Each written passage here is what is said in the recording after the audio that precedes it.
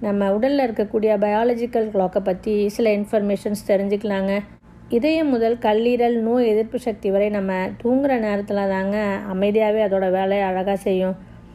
அதை நம்ம அமைதியாக செய்ய விடலைன்னா நிறைய ஹெல்த் இஷ்யூஸ் வருங்க, including obesity, high BP, heart attack, diabetes, டிப்ரெஷன்னு.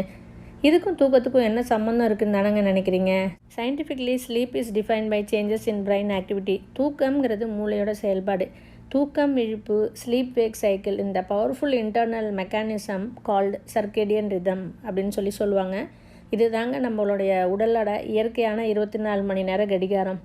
சிம்பிளாக சொல்லணுன்னா, நம்ம முன்னோர்கள் எலக்ட்ரிசிட்டி வரத்துக்கு முன்னாடி இயற்கையோடு இணைந்து வாழ்ந்தாங்க.